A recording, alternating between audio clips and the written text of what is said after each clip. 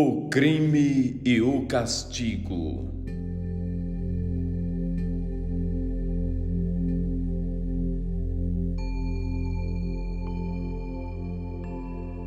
Então, um dos juízes da cidade veio à frente e disse: Fala-nos do crime e do castigo. E ele respondeu, dizendo: É quando vosso espírito sair vagando pelo vento, que vós, sós e desguardados, cometeis algum mal contra os outros e, portanto, contra vós mesmos.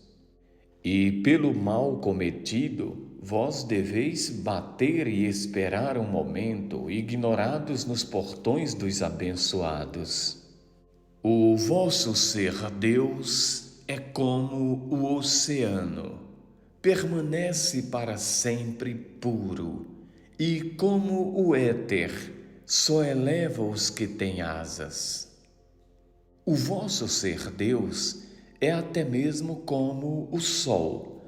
Não conhece os caminhos da topeira e não o busca nas tocas da serpente. Mas o vosso ser Deus não vive apenas em vosso ser.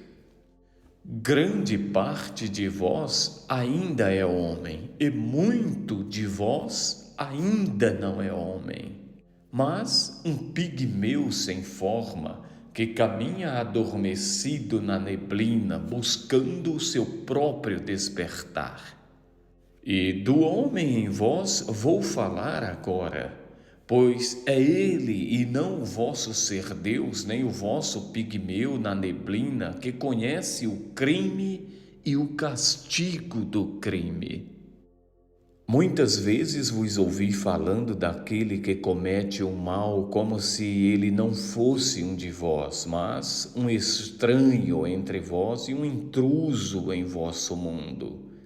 Mas digo que, assim como o sagrado e o correto não podem se elevar acima do que há de mais elevado dentre vós, o mal e o fraco também não podem cair mais baixo do que há de mais baixo em vós.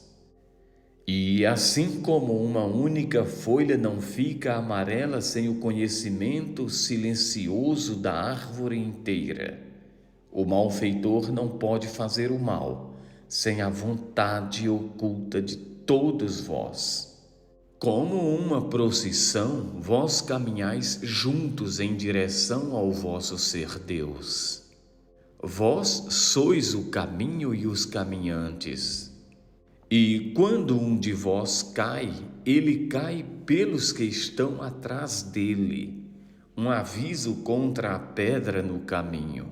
Sim, e ele cai pelos que estão à sua frente, que apesar de caminharem mais rápido e mais seguro, não tiraram a pedra.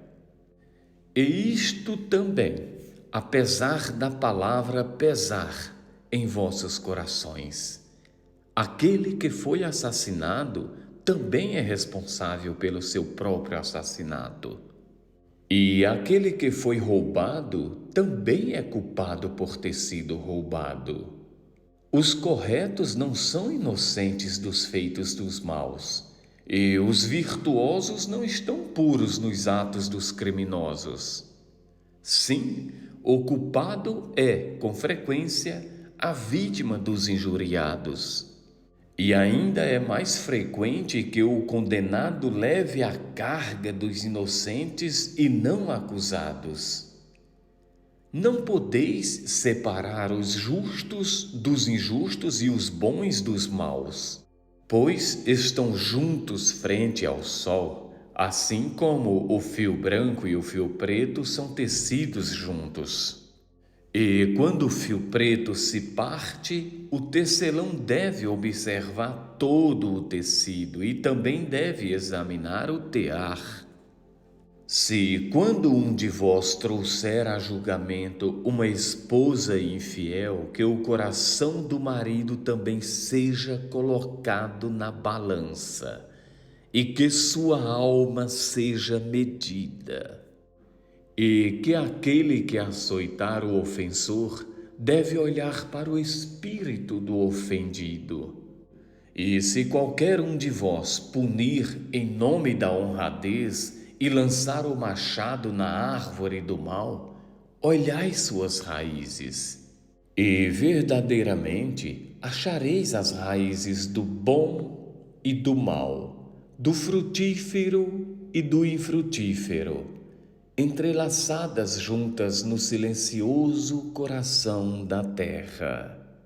E vós, juízes, que seriam justos, que julgamento pronunciaríeis para aquele que é honesto na carne, mas um ladrão em espírito? Que castigo daríeis para aquele que mata em carne, mas é morto em espírito? E como acusaríeis aquele que engana e oprime, mas que também é prejudicado e insultado? E como punirias aqueles cujo remorso já é maior que seus crimes?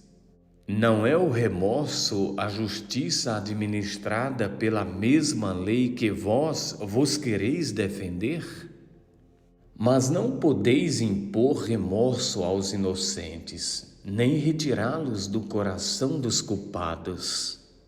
Sem ser chamado, ele virá durante a noite, para que os homens possam despertar o olhar a si mesmos. E vós, como podereis entender a justiça se não verdes todos os atos à luz de sua totalidade? Apenas então podereis saber que o ereto e o caído são o mesmo homem. No crepúsculo entre a noite do seu ser pigmeu e o dia do vosso ser Deus. E que a pedra fundamental do templo não é mais alta que a pedra mais profunda em seu alicerce.